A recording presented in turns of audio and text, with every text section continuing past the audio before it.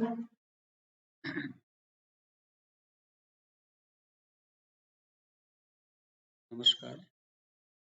Today's topic is natural embedding of n in double star.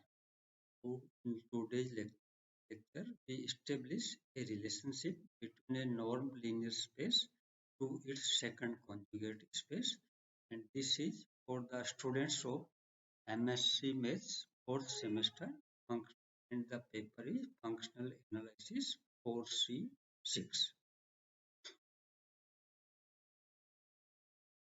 Little description is natural embedding of n in n double star. So as earlier we have seen that the conjugate space n star of a normed linear space n is itself a normed linear space.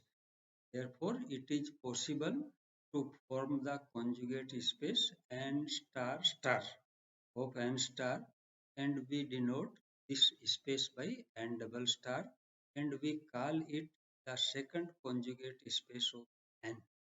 The importance of n double star or second conjugate space n is lies in the fact that for each vector x in n give rise to a function fx in n double star, and there exists an isometric isomorphism of n into n double star, and this is called the natural embedding of n into n double star, as following theorem shows. So in the following theorem, we will show that n is embedded into n double star. The statement of theorem is, let n be an arbitrary normed linear space, and then for each vector x in n induces a functional fx on n star defined by fx f equal to fx for all f belonging to n star, such that norm of the fx is equal to norm of the x. And further, the mapping phi from n to n double star defined as phi x equal to fx for all x belonging to n is an isometric isomorphism of n into n double star. So in this theorem is in two parts. The first part, we will search such functional fx in n double star such that fx f equal to fx for norm of the fx equal to norm of the x. And the second one, we will establish the embedding of n in n double star with the isometric isomorphism of n into n double star. So first we prove that fx is linear. For this, let fg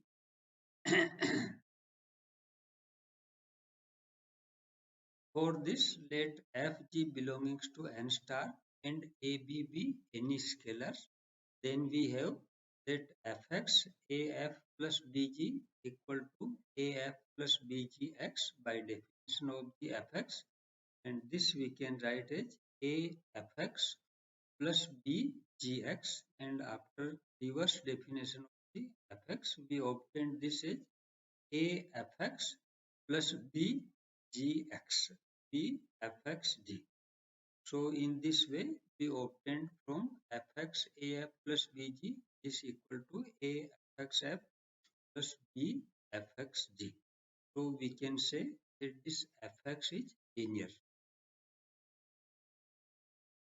Next we show that this f is continuous, that is bounded, and for this we calculate norm of the fx.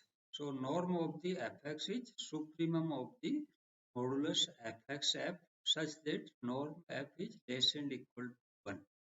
Then this is equal to supremum of the modulus fx and norm f is less and equal to 1, and this is equal to supremum norm f norm x such that norm of the f is less and equal to 1, and this is less and equal to x, as norm f is less and equal to 1. So we denote this as equation number 1. So from this it can be followed that thus norm of the fx is less and equal to 1 into norm x. Therefore it follows that fx is bounded and that is continuous. Hence fx is a functional n star because we have shown that this is bounded and linear. So this such selection of fx is make us functional on n star. Next we prove it reduce its second result. For this, as we have proved earlier, earlier theorems, that if n is normal linear space and x0 is a non-zero vector in n, then there exists a functional f0 in n star such that f0 x0 equal to norm of the x and norm of the f0 equal to 1. This result we will consider reference from the earlier theorems we have proved in the previous lectures. So for such a functional f0, we have fx f0 equal to f0x by definition of the x. Therefore, fx f0 equal to norm of the x because f0x is norm of the x by equation 2 where norm of the f0 equal to 1 and also norm of the x equal to fx f0 and this is equal to less and equal to norm fx norm f0 and this is equal to norm fx because norm of the f0 is equal to 1. So in this way we obtained this that norm x is less and equal to norm of the x. We denote this by the equation number 3 and then from the equations 1 and 3 we obtained norm x equal to norm x. This we denote as equation number 4. So here we have considered the case when x is a non-zero vector. So we check for the case when x is 0. However, when x is a zero vector, then from the equation 1 we have norm of the fx is less and equal to norm of the x. This implies norm of the fx equal to norm f0. This is less and equal to the norm 0 and equal to 0. And as norm of the f0 is always greater and equal to 0, as norm of the fx greater and equal to 0, so we obtained that norm of the f0 equal to norm 0, that is norm fx equal to 0 when x equal to 0. So thus we have shown that if norm of the that norm fx equal to norm x for all x belonging to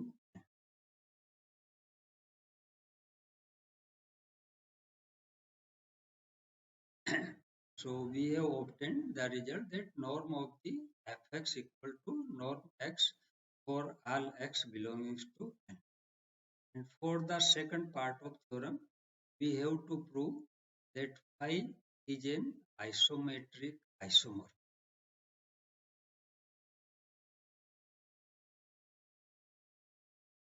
Now we prove that phi is an isometric isomorphism, that is phi is a linear transformation and preserves the distance. So first we prove that phi is linear and for this let xy belongs to n and a b be any scalars, then we have f of the ax plus by f equal to f ax plus by. This is equal to a fx plus b fy because f is a linear transformation and this we can write as a fxf plus b fyf. Then taking f outside we obtain this as a x plus b fyf. So this is true for all f belonging to n star. Therefore we have f of the ax plus by equal to afx plus b. So then by applying the definition of phi, we obtain phi ax plus by equal to f ax plus by equal to afx plus bfy. From this correlation we have proved, and this we can write as a phi x plus b phi y. Therefore, it follows that phi is a linear transformation. Next, we check for its norm preserving or distance preserving. For this, take norm of the phi x minus phi y. This is equal to norm of the phi x minus y. Because phi is linear, this is become norm of the f x minus y by definition of phi. This is equal to norm of the x minus norm y by the property of this function f x minus y. So we see that thus phi preserves distance, and so it is an isometry.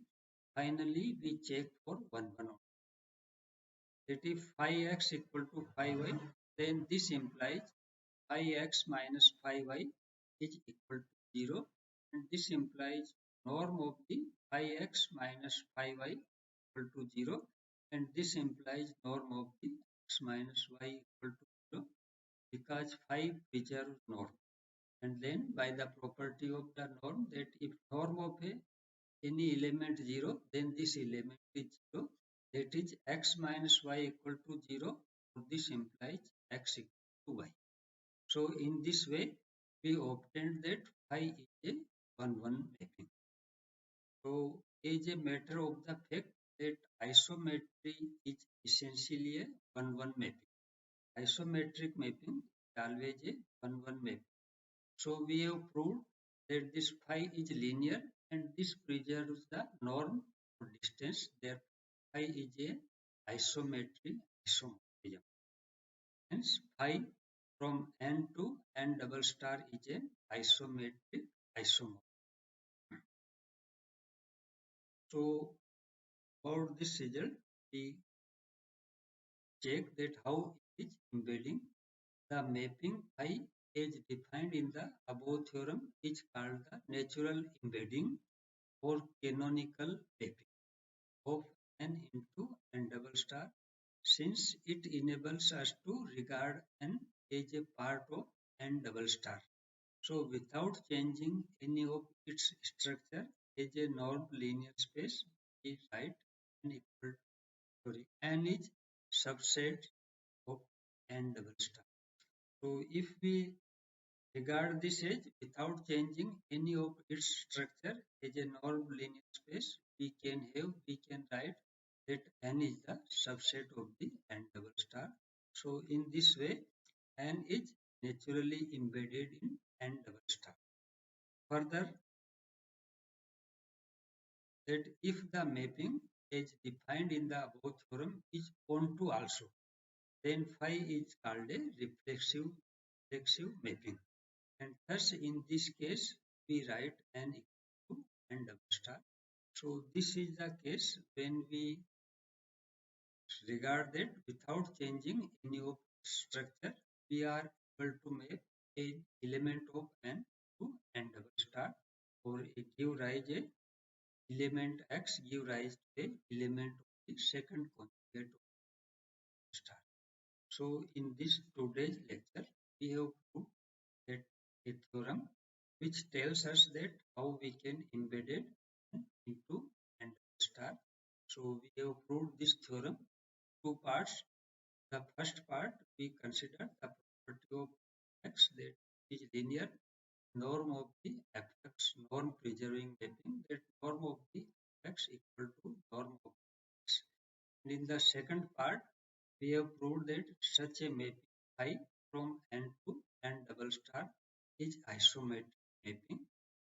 If the mapping onto also, then we can say that to n double star. So in this way, we have proved the natural embedding of n to n double star. So for more detail, students can refer any textbook of functional analysis. So I am Dr. R.P. Somani, Associate Professor in Mathematics. Thank you.